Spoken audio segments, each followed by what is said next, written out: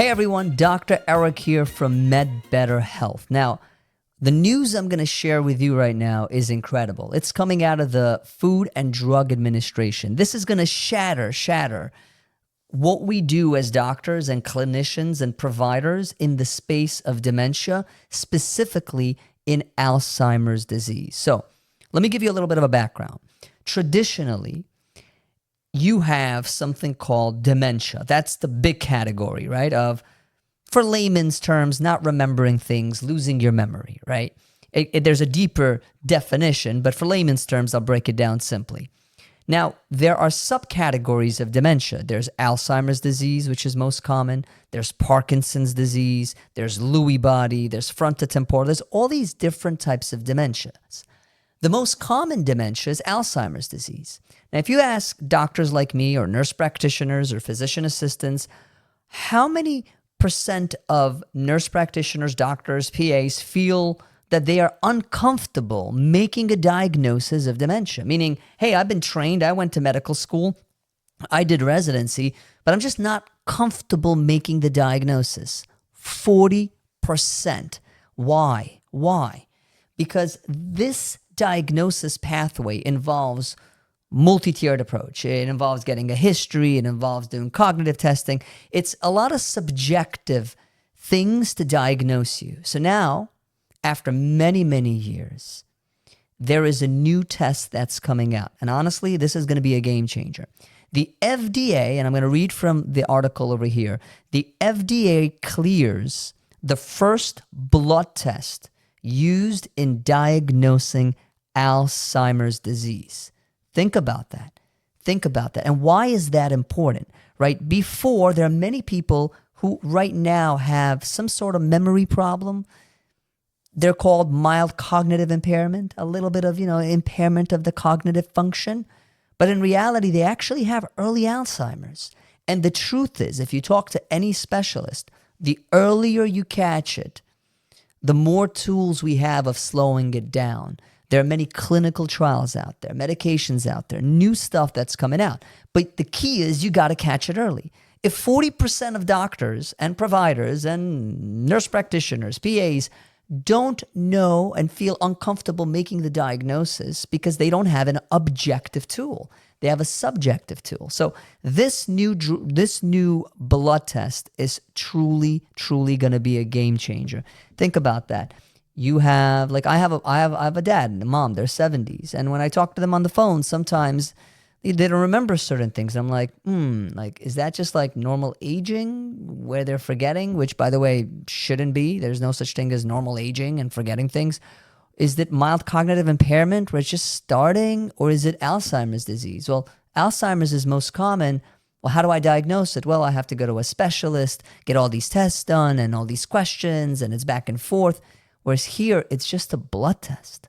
So that's incredible. So the U.S. Food and Drug Administration today, which is on May 16th, cleared for marketing the first in vitro diagnostic device that tests blood to aid in diagnosing Alzheimer's disease, right? Alzheimer's disease is huge. Actually, there are 7 million people in the United States that suffer from Alzheimer's disease. And that's just Alzheimer's. There's other dementias out there as well.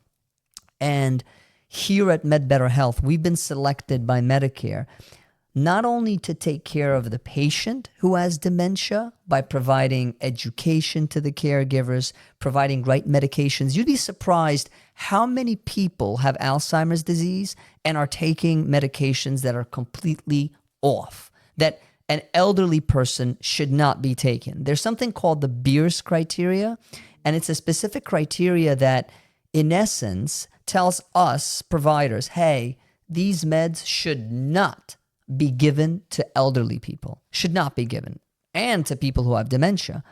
And you'd be surprised that sometimes patients go to one doctor, like their primary care doctor, they go to a psychiatrist, they go to a gastroenterologist, and they're getting all these different meds, and there's no one to actually do something called a med reconciliation.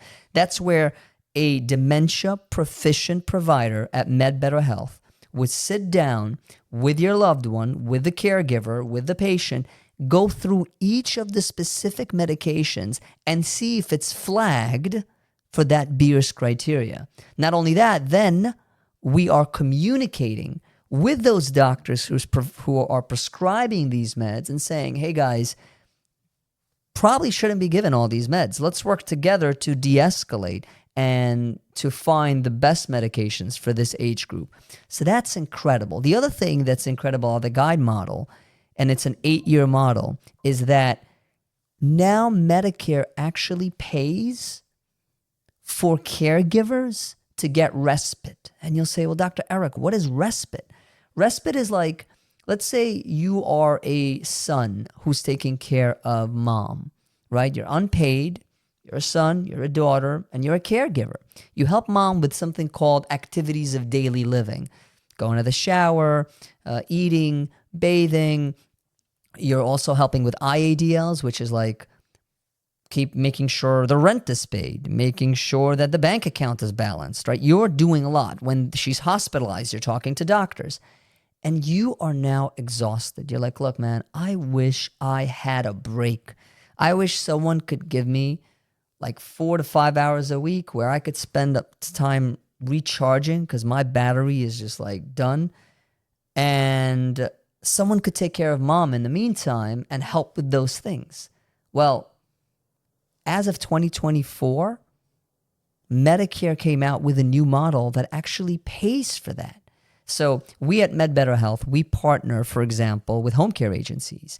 And we then identify that you, the caregiver, are exhausted, and we would pay the home care agency to send someone to spend some time with your mom in the home, whether it's laundry, whether it's helping out with other ADLs, right, activities of daily living, so you could get a break. That's incredible. There's other respite services like, do you know that there's something called an adult daycare? Adult daycare for folks who are elderly. You know, they go, and I visited one recently. It was incredible. There's music, there's entertainment, and a lot of the folks who are geriatric, 65 plus, there's some dementia-based adult daycare. They go and they really hang out, they chill, right? Like we would hang out and relax. These folks, these population of patients just enjoy themselves there.